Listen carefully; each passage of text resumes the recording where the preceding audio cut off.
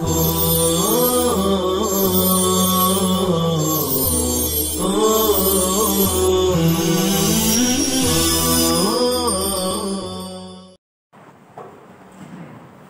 اللہ الرحمن الرحیم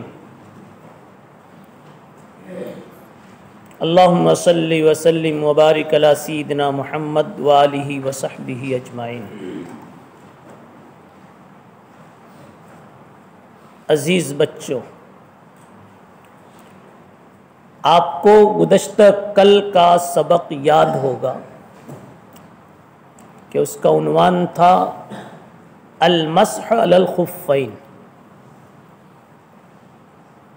کل کے 20-22 منٹ کے سبق میں دو کام ہوا تھا۔ پہلا کام المسح علی الخفین، اس عنوان کے ذیل میں اس عنوان کی مدد سے یہ بات ثابت کی گئی تھی کہ مسح علی الخفین مشروع ہے، شریعت میں معتبر ہے، اور جمہور اہل سنت کا یہی مسلک ہے، اور اہل سنت والجماعت کا یہ فقرہ اور یہ جملہ مشہور ہے کہ نفضل الشیخین ونحب الختنین ونرى المسح علی الخفین۔ جو کوئی اس کا منکر ہے، مثلا روافض اگر اس کے منکر ہے تو اہل سنت والجماعت سے ہٹ کر، پھر اس کی دلیل اور اس کی کچھ تفصیل آپ کے سامنے آئی۔ دوسرا باب تھا المسح علی الخفین للمسافر والمقیم۔ اس عنوان میں مدت مسح کا بیان تھا۔ مدت مسح میں دو قول آیا تھا۔ امام ابو حنیفہ بلکہ ائمہ ثلاثہ، امام مالک رحمہ اللہ کو چھوڑ کر ائمہ ثلاثہ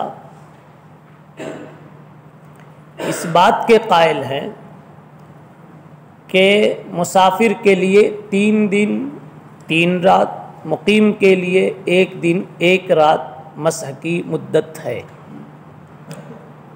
امام مالک رحمۃ اللہ علیہ کے یہاں توقیت نہیں ہے، مدت کی کوئی تحدید اور تعین نہیں ہے۔ گویا ائمہ ثلاثہ توقیت کے قائل ہے، امام مالک رحمۃ اللہ علیہ عدم توقیت کا قائل ہے۔ ائمہ ثلاثہ کی دلیل حدیث باب تھی جس پر کل گفتگو ہو چکی، اور یہ حدیث باب حضرت خزیمہ ابن ثابت رضی اللہ تعالی عنہ کے حوالے سے آئی تھی،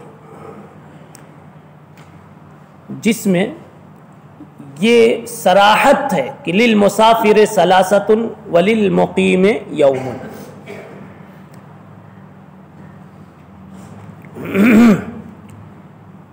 قال ابو عیسیٰ، اسی باب کے آخر میں امام ترمذی نے قال ابو عیسیٰ سے ایک بہت خوبصورت تبصرہ کیا، سند کے اوپر ایک بڑی اہم بات پیش کی ہے، اس پر آپ کو دھیان دینا ہے۔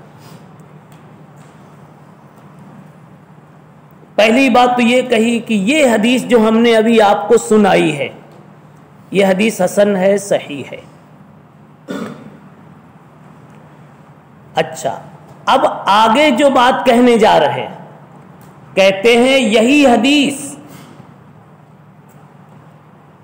ایک دوسری سند سے بھی آئی ہے، وہ سند صحیح نہیں ہے، بس اس قال ابو عیسیٰ کا یہ حاصل ہے۔ جو سند یہاں پر باب کے ذیل میں بالاستقلال ذکر کی گئی ہے، اس سند سے یہ حدیث حسن ہے، صحیح ہے۔ وہ آپ پہلی سطر میں باب کے دیکھ لیجئے، ان سعید ابن مسروق کے بعد ہے ان ابراہیم التیمی ان عمرو ابن میمون ان ابی عبداللہ الجدلی، اتنے ہی، یہی اتنا دیکھنا ہے ہم۔ اس حدیث کی اس سے ہٹ کر ایک اور سند سنائی جاتی ہے، مگر وہ سند صحیح نہیں ہے۔ یہ حدیث تو صحیح ہے لیکن اس سند سے صحیح ہے، وہ جو دوسری سند ہے اس سند سے وہ صحیح نہیں ہے۔ اب وہ کیا سنائی جاتی ہے اور کون ہے وہ سنانے والا غلط سند کو؟ تو کہتے ہیں کہ وہ جو دوسری سند ہے اس کے ناقل ہیں حکم ابن عتیبہ اور حماد۔ ابھی آپ اوپر ہی سنیں، حکم ابن عتیبہ اور حماد، یہ دونوں نام لیتے ہیں اپنے اوپر ابراہیم نخعی کا، جبکہ جو سند باب کے ذیل میں آئی تھی وہ اس میں نام ہے ابراہیم تیمی کا۔ اب آپ ایک مرتبہ ملائیے، ابراہیم تیمی ان عمرو ابن میمون ان ابی عبداللہ الجدلی، یہ صحیح روایت ہے، اور جو غلط روایت ہے یعنی جو غلط سند ہے وہ اس طرح ہے کہ ان ابراہیم النخعی ان ابی عبداللہ الجدلی۔ دو غلطی آپ کو سمجھ میں آ گئی، ایک تو ابراہیم تیمی کی جگہ نخعی کا ذکر آ گیا، اور دوسری بات یہ کہ ابراہیم تیمی کے بعد اوپر عمرو ابن میمون کا نام تھا، اور اس سند میں عمرو ابن میمون ساقط ہو گئے، ساقط کر دیے گئے۔ تو اب دیکھیے ان ابراہیم النخعی، دیکھو وقد روى الحکم ابن عتیبہ وحماد ان ابراہیم النخعی ان ابی عبداللہ الجدلی، اس سے تو ایسا لگا کہ ابراہیم نخعی لے رہے ہیں کس سے؟ ابو عبداللہ جدلی سے، اور وہ لے رہے ہیں کس سے؟ خزیمہ سے۔ تو ٹھیک ہے، ابو عبداللہ جدلی نے تو اوپر کی سند میں بھی خزیمہ سے لیا تھا، اس میں کوئی کلام نہیں، لیکن یہاں ابراہیم نخعی کے بعد عمرو ابن میمون کا واسطہ غائب ہو گیا۔ کیوں غائب ہوا؟ اس کی وجہ یہ ہے اصل میں کہ وجہ بھی آگے بتائی ہے، سمجھا؟ کہ وجہ یہ ہے کہ ایک ہی حجرے میں ایک مرتبہ ابراہیم تیمی اور ابراہیم نخعی دونوں موجود تھے، اور کچھ بات حدیثوں کی چلی، بیان کی حدیث ابراہیم تیمی نے، اور لوگوں نے اس کو سمجھ لیا کہ بیان کی ہے ابراہیم نخعی نے۔ ایک غلطی تو یہ ہوئی۔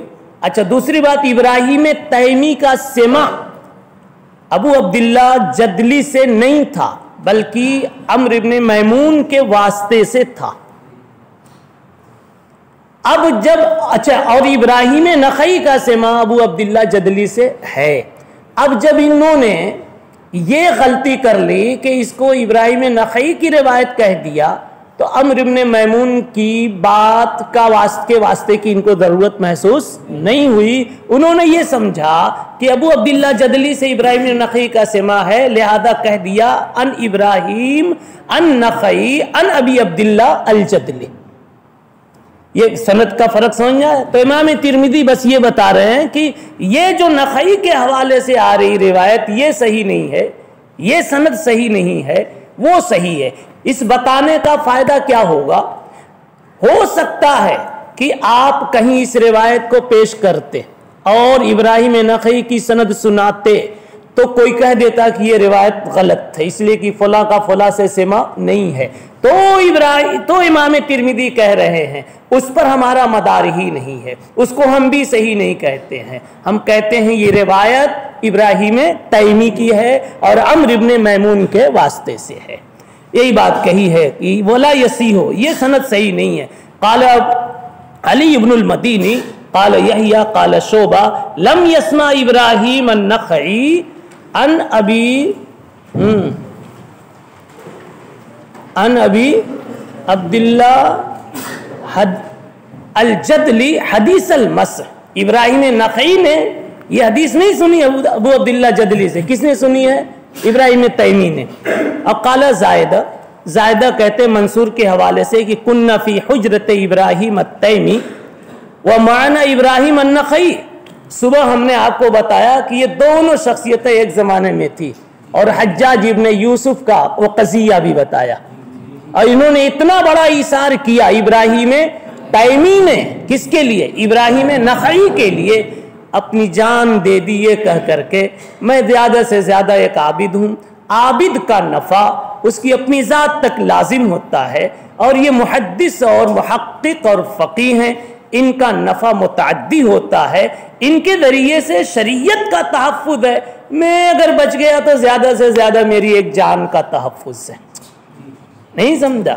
تو انہوں نے خود کو جیل میں ڈالے جانے کو پسند کیا۔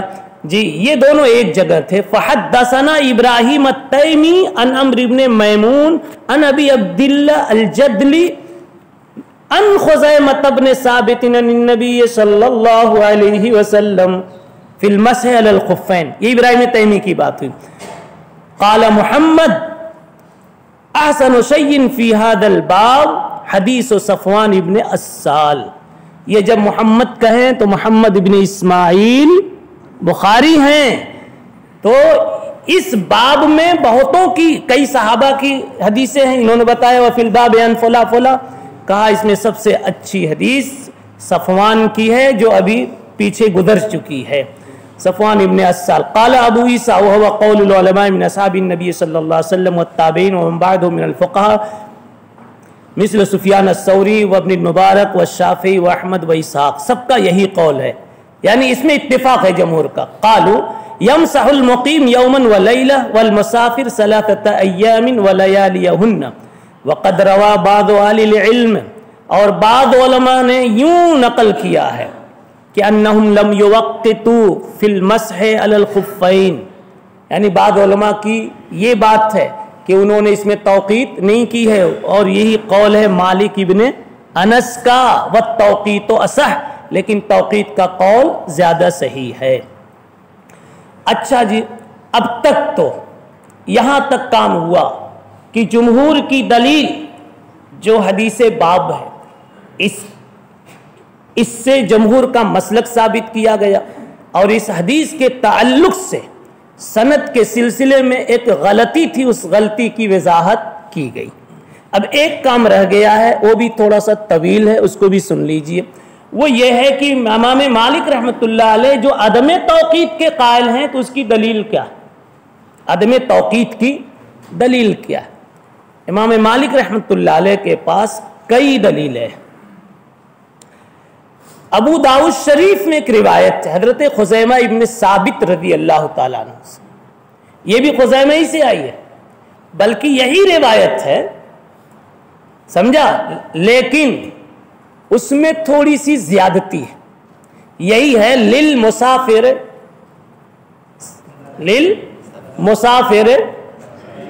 ثلاث وللمقیم یوم، یہی روایت ہے، لیکن اس میں ایک زیادتی ہے۔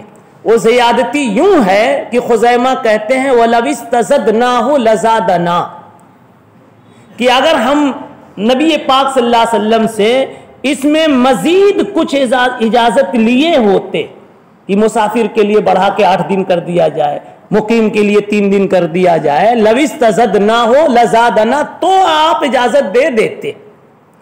اس سے امام مالک رحمۃ اللہ علیہ مالکیہ نے اس سے استدلال کیا کہ پتہ چلا کہ کوئی توقیت نہیں ہے۔ اس کا جمہور نے 4-5 جواب دیا۔ جواب نمبر 1، پہلا جواب تو یہ ہے کہ یہ زیادتی ثابت ہی نہیں ہے، اس زیادتی پر سند کے اعتبار سے کلام ہے۔ علامہ زیلعی نے، علامہ ابن دقیق العید نے ثابت کیا ہے کہ یہ زیادتی ثابت نہیں۔ ایک جواب۔ جواب نمبر 2، ابتدائی اسلام میں ایسا تھا کہ توقیت نہیں تھی،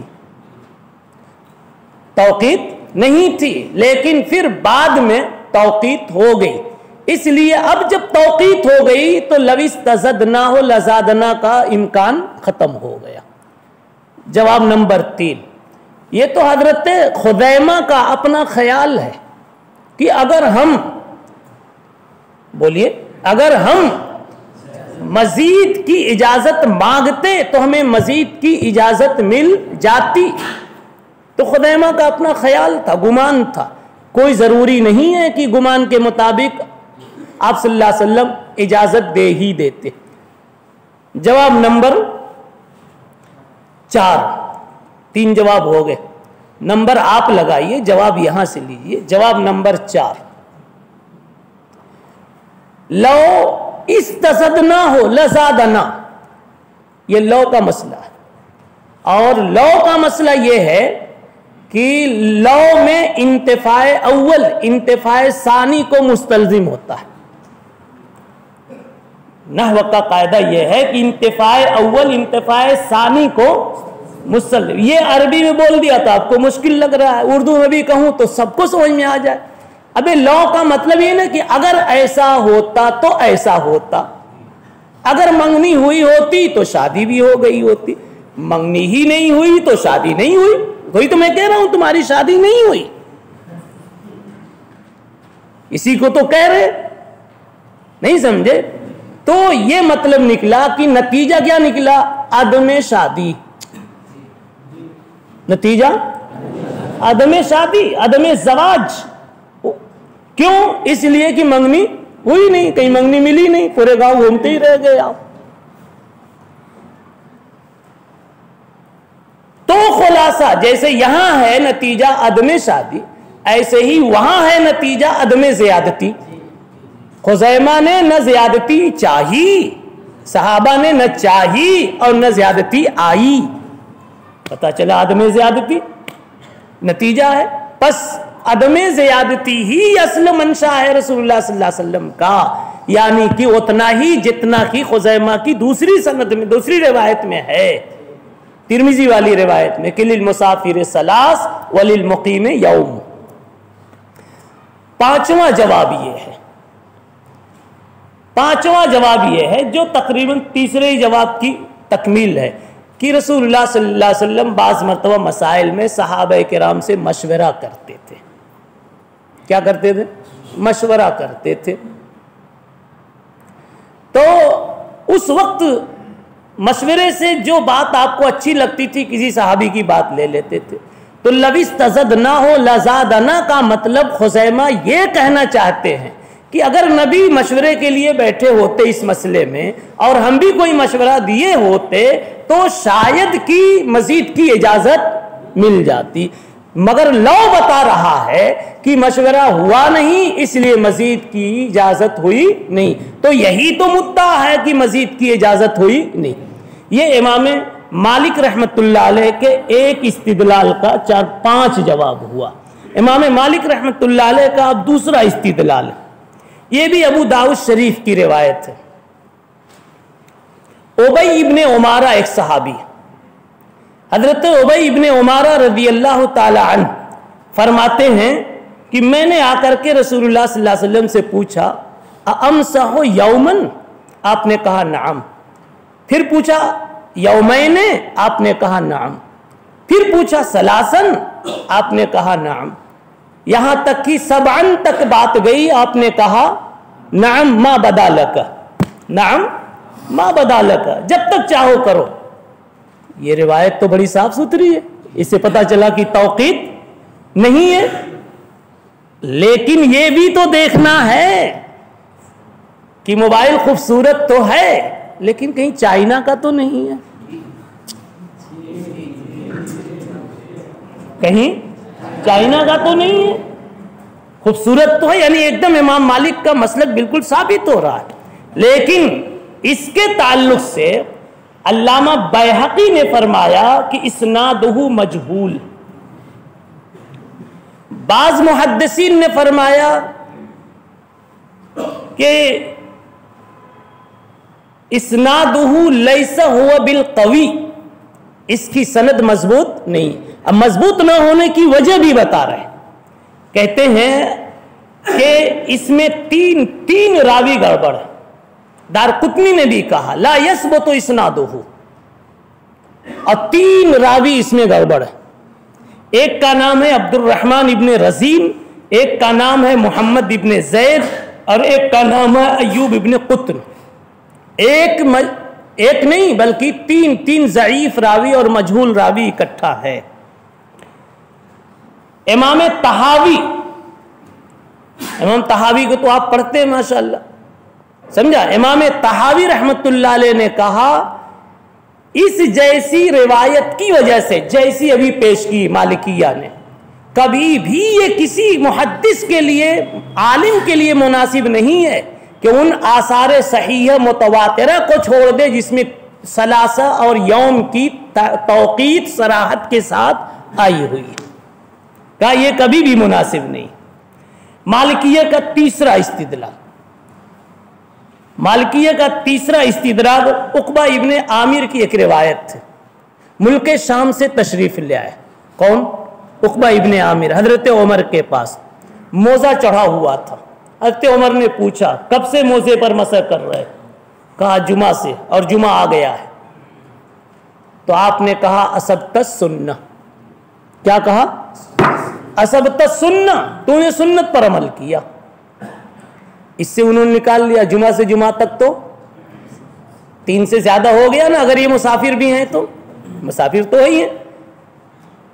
اصبت السنہ، تو نے سنت پر عمل کیا۔ اب اس سے مالکیہ استدلال کرتے ہیں کہ دیکھو 8 دن تک ہوا، حالانکہ اس کا جواب یہ ہے کہ بھائی کبھی کبھی ہم پوری سردی موزے پر مسح کرتے ہیں لیکن الگ ترتیبی شرعی کرتے ہیں، پوری سردی کرتے ہیں لیکن الگ ترتیبی شرعی کرتے ہیں، اور ترتیب شرعی ہے کہ اتارنے پر اتارتے ہیں اور چڑھانے پر چڑھاتے ہیں۔ یعنی معلوم ہے کہ ہم مقیم ہو گئے تو 24 گھنٹے پر اتار دیتے ہیں، اور معلوم ہے کہ بھی سفر جاری ہے تو 3 دن تک جاری رکھتے ہیں۔ چوتھی دلیل مالکیہ کی، مسند ابی یعلا ایک کتاب ہے، حضرت شیخ یونس صاحب رحمۃ اللہ علیہ بکثرت اس کا حوالہ دیتے تھے۔ مسند ابی یعلا، اس میں روایت ہے حضرت میمونہ رضی اللہ تعالی عنہا سے، وہ کہتی ہیں رسول اللہ صلی اللہ علیہ وسلم سے پوچھا گیا ایخلع الرجل خفیہ کل ساعہ، جب وضو کرنا ہو تو موزہ اتارے گا؟ تو آپ نے فرمایا کہ نہیں، ولیکن یمسح علیہما ما بدا لہ، مسح کرتا رہے گا جب تک چاہے، ہمیشہ اتارنا ضروری نہیں ہے۔ اب اسے پتہ چلا توقیت نہیں ہے۔ اس کا بھی 2 جواب ہے۔ ایک جواب تو وہی ہے جو ابھی دیا کہ جب تک چاہے مسح کرتا رہے، موزہ اتارنے کی ضرورت نہیں ہے، یعنی مسح کرتا رہے الگ ترتیب شرعی۔ جی جیسے تمہارے گھر والے کہتے ہیں بیٹا جب تک چاہے تو پڑھتا رہے، پڑھتا ہی رہو ہمیشہ، اے پڑھنے کے زمانے میں باقی چھٹیوں میں آ جایا کرنا، اے الگ ترتیب المدرسی، مدرسے کی ترتیب پر، یہ ہے مضمون اس کا۔ اور دوسرا جواب یہ ہے کہ یہ جو ابھی روایت سنائی گئی میمونہ کے حوالے سے، یہ روایت ضعیف ہے، اس میں عمر ابن اسحاق نام کا ایک راوی ہے جو ضعیف ہے، اور اپنوں نے جو روایت پیش کی ہے للمسافر ثلاث، یہ حدیث حسن صحیح۔ تعارض اس کو کہتے ہیں جب دونوں طرف پہلوان کے بازو برابر ہوں، جب دونوں بازو مقابل کے ہوں تو تعارض کہا جاتا۔ لوگ تعارض کا مطلب بھی نہیں سمجھے، نفس اختلاف ہے، اختلاف بین الشیئین کا نام کیا رکھ دیتے؟ تعارض۔ هذا ليس بصحیح۔ ایک اور استدلال ان کا ہے، وہ اسی انداز کا ہے، مسند احمد میں وہ روایت ہے، وہ بھی حضرت میمونہ سے منقول ہے۔ اس میں بھی یہی پوچھا گیا رسول اللہ صلی اللہ علیہ وسلم سے، کیا آدمی موزے کو بار بار اتارے جب وضو کرنا اتارے؟ تو آپ نے اس میں یوں فرمایا کہ